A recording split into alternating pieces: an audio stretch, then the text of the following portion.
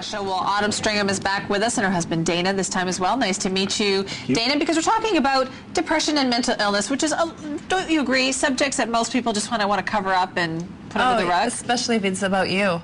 Yeah, it's the last thing you want to talk about usually. Okay, and Dana, you guys have been married for, what, 16 years now? 16 years, yeah. You said, and when you first met Autumn, I mean, she'd been going through these issues. How did you cope with that? Well, it was really tough, you know, and that's the whole problem with mental illness. It affects, I mean, it not just affects the person who's suffering with it, but it affects the person who loves that person and all their family and stuff like that.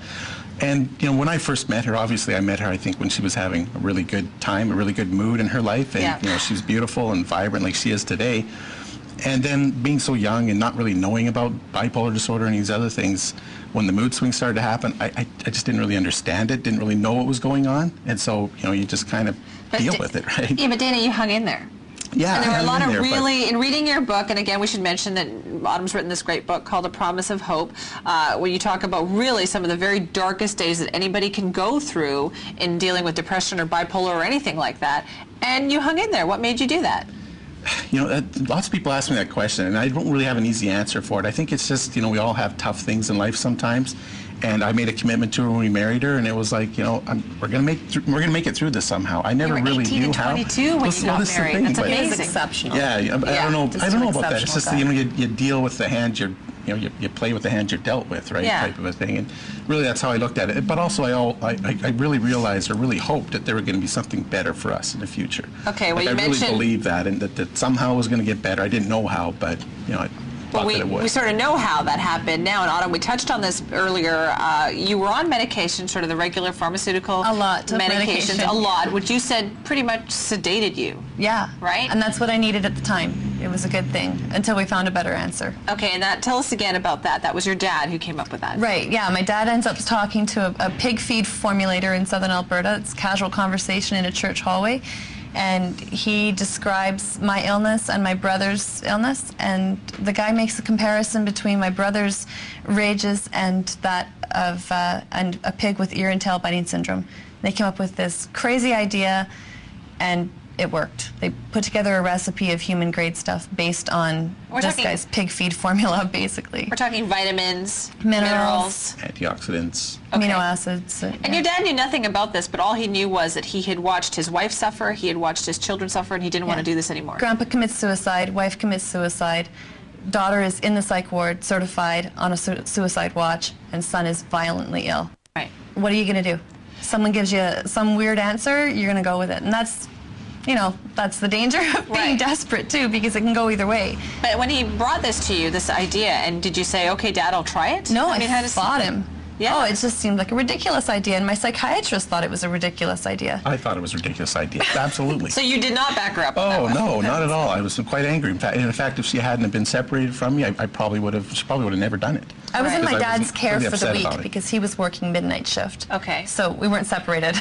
But separated as in 5 hours away. I like the way she corrected you there with that one. Yes, we've never been separated. I just finished going, wow, you really hung in there, and then all of a sudden you were separated. But, okay, so you're in your dad's care for a week, and you take these vitamins and minerals, and then what happened? I stopped hallucinating on the second or third day. I had this weird symptom. I would have a hole that would open up in my chest, and just super vulnerable. Just during the height of mania, and I was rapid cycling at that point, so it was up and down all day long. Okay, so that stopped. So you talk about a good story for you, great, it worked for you and your brother. What happened though? You ran up against Health Canada in terms of trying to get this out there, right? What happened after the initial research was done at the University of Calgary, and Alberta had given $500,000 funding for this? They published the baby study, just a really small study, and as soon as it was published, Health Canada determined that this was an illegal drug. It was an illegal treatment for mental illness because all treatments for mental illness need to be regulated as drugs, even if they're just vitamins and minerals. Okay. And so they tried to have it pulled from the market, and of course that wasn't an option for me or for the 3,000 Canadians that were using it at the time. So as many as 3,000 people had started on this combination back in 2003 that your dad had sort of come up with. Yeah. With good results? Yeah, great results for a lot of people. Oh, so you had to go and you had to testify. There were hearings. And what happened? Well, Dr. Popper came and testified from Harvard, and ultimately they won the case, and now the whole story is on public record. Right. And And so what happens now with this kind of treatment then? I mean, how does it work? Where do people get it from? And does it work for everybody, or what are the limitations? It doesn't work for everybody. I mean, the initial studies that they have show 80% of the people who try it have a positive initial response. But there's a lot of complications when you start adding medications and having to make transitions.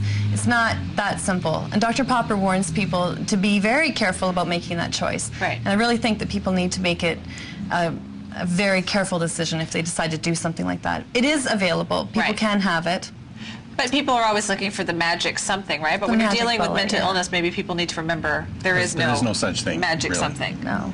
Right. But if you find something that allows you to be clear-headed enough to start making some choices in lifestyle and choices in behavior, that's a really great place to start. Dana, how good is the family life now? Oh man, it is absolutely incredible. It's what I always dreamed of, or what we dreamed of together, really. Yeah. I mean, first got married, we talked about having kids and all these things, and it is that today. I mean, it's amazing. We have 3 beautiful girls that we never thought we'd have. Honestly, we never did. Right. And so to have that now, and I mean, we have to give back. You know, you feel like we have to get this out. We have to talk about things, right? And you're talking about it tonight? Yes. Okay. Yeah, tonight at St. Mark's Anglican Church. We're going to be there at 7:30. It's free admission, and it's sponsored by the Book Warehouse. Okay, and this is tonight to talk about the book and your experience. Yeah, tell our whole story and talk about stigma and making a dent in it somehow. Okay. Well, listen, good for you. And thank you very much for joining us this morning, guys, and telling your story. It is 9:25. You're watching BT on this Tuesday morning.